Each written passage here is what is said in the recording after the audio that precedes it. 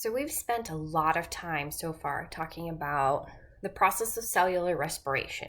In other words, in the presence of oxygen, how do cells produce a lot of ATP to drive all the cellular work that they need to accomplish? Now, there might be some scenarios in which some cells find themselves without any oxygen. And if there's no oxygen available, you're definitely not going to be able to do cellular respiration. And so cells don't want to die.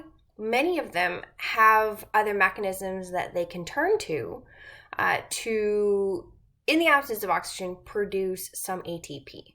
Or there are actually other cells that they can't even use oxygen. Oxygen is actually toxic to them, and they have a different mechanism to make ATP in the absence of oxygen. So what we're going to do next is we're going to talk about, well, what are these other pathways that cells can use to make ATP when oxygen is not available? The two main pathways that we're going to look at are anaerobic respiration. We're going to spend a little time on this, and then we're going to talk a little bit more extensively on this process of fermentation. So these are both metabolic pathways which cells can use to make ATP without oxygen. All right, so let's take a look first at anaerobic respiration. Again, we're only going to spend a little bit of time on this. What I'm going to tell you is that anaerobic respiration is pretty much the exact same process as aerobic respiration, except that instead of using oxygen at the bottom of the electron transport chain, pulling the electrons down, you're going to have some other electronegative substance pulling the electrons down to help pump those protons across the inner membrane of the mitochondria that will ultimately generate that proton motive force and give the mitochondrion the ability then through the ATP synthase to generate a lot of ATP.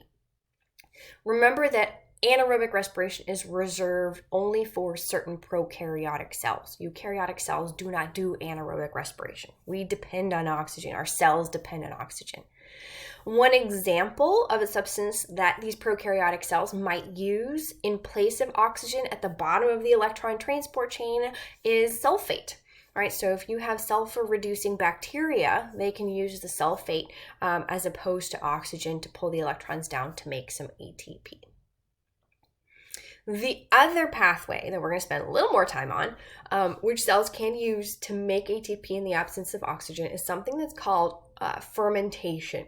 Fermentation can be used by both prokaryotes and eukaryotes to make some ATP. It's not as efficient of a process as aerobic or anaerobic respiration are. And essentially what fermentation is the use of glycolysis to make ATP using substrate level phosphorylation to make a little bit of that ATP as opposed to using electron transport chain. So let's go ahead and talk a little bit more about fermentation and go through two different kinds of fermentation that can be performed in a variety of different cells. So just to review a little bit, remember that fermentation really is just glycolysis. You're using glycolysis to make a little bit of ATP because remember, net ATPs that glycolysis produces are 2, right? Produces 4, but it uses 2, so net is 2 ATPs per glucose through glycolysis. Now, the trouble though is when you continue to do glycolysis to make a little bit of this ATP, the resources that glycolysis uses aren't necessarily endless.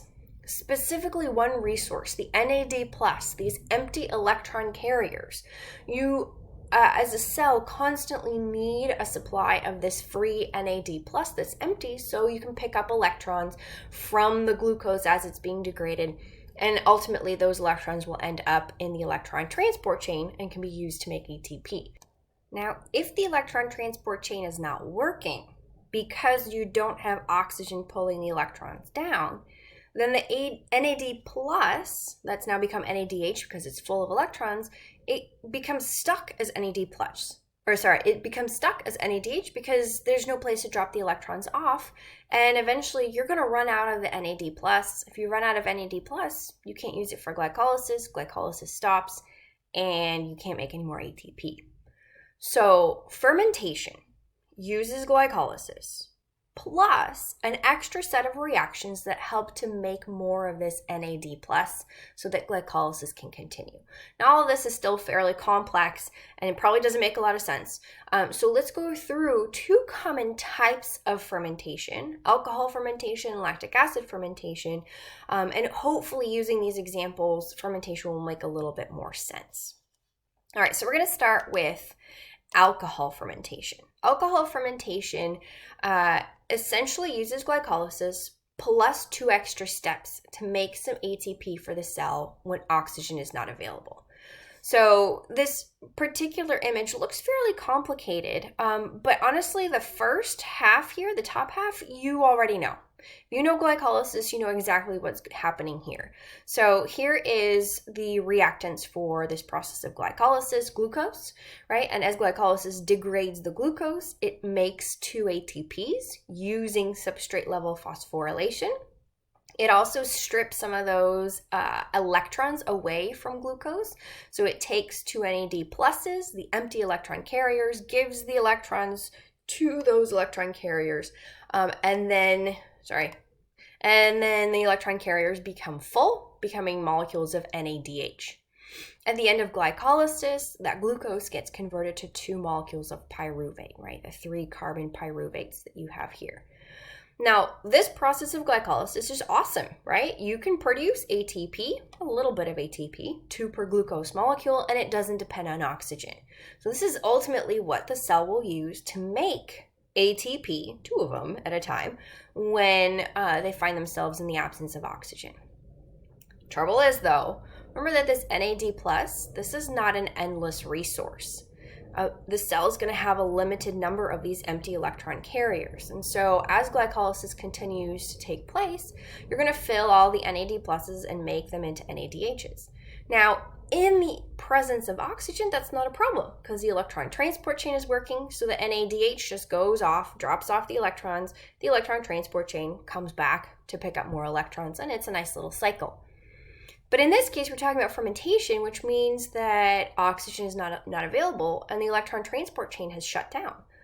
So now the NADH is holding onto these electrons and is like, well, I don't know what to do with them. I'm stuck with them.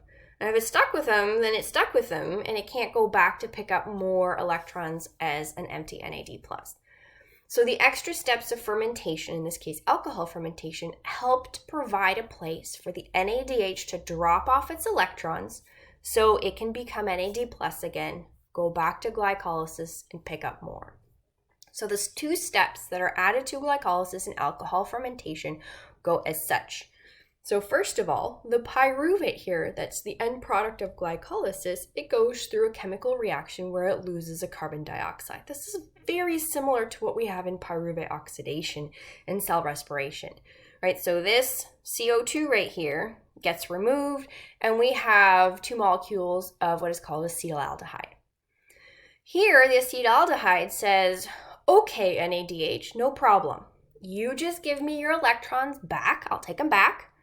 And then that way, once NADH gives the electrons to the acetaldehyde, NADH becomes NAD+, it's empty, can go back to glycolysis to pick up more electrons.